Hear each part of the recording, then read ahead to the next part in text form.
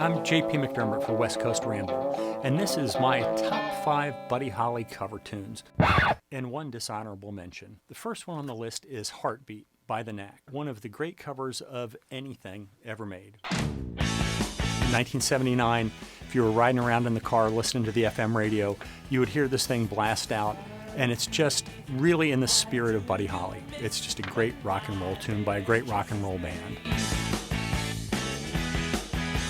By the same token, about 1978, I'm Gonna Love You Too by Blondie.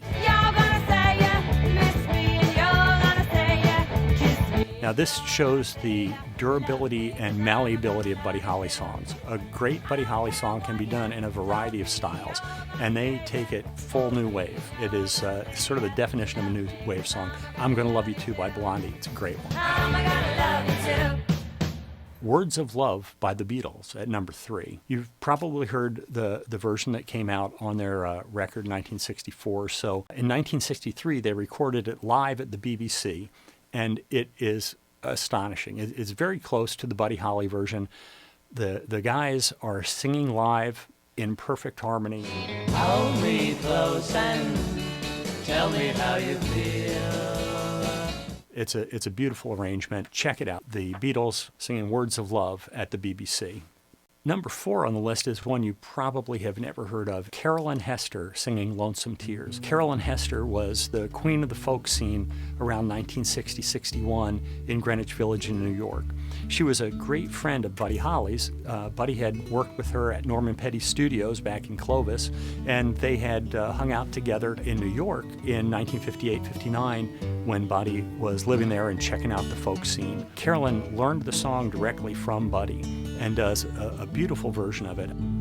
Lonesome tears, sad and blue, I cried lonesome tears for you.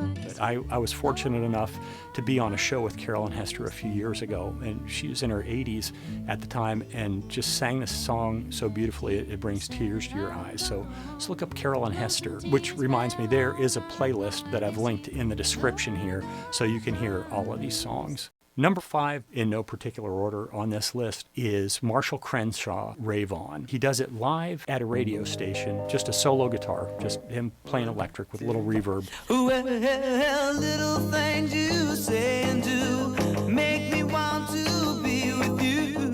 Rayvon, it's a crazy feeling. I first heard this probably 3:30, 4 o'clock in the morning, coming home in a certain state from a club, had the radio on while I was falling asleep, and it just transported me. I understood how the song worked for the first time. Rayvon had always been a mystery to me. I couldn't play it, but after I heard this, I got it. And Marshall Crenshaw gets it. So it's just a fantastic version. I love you, well, Rayvon. So those are my top 5 covers. And I want to have one dishonorable mention on this list, and that is probably the most famous Buddy Holly cover of all, and that is the Rolling Stones playing Not Fade Away. I want to tell you how it's going to be. You're going to give your love to me. I have lots of problems with this record. First of all, it's barely a Buddy Holly cover. They have the words and things, but what they've done is taken Bo Diddley and slapped Not Fade Away on top of it. Not Fade Away is not really the Bo Diddley beat. It's influenced by it, but it's a beat all its own. So the Rolling Stones are kind of responsible for people misunderstanding Buddy Holly songs for years after that. I mean, it's undeniably an energetic cover, and if you see a live version of it with Mick prancing around with the maracas and stuff like that, you get why people liked it, but as a deep and caring Buddy Holly fan, I just can't like that song. So that's my top 5 and one dishonorable mention. I'm J.P. McDermott, and this is West Coast Ramble. Thanks very much for tuning in, and be sure and like and subscribe for more top 5s.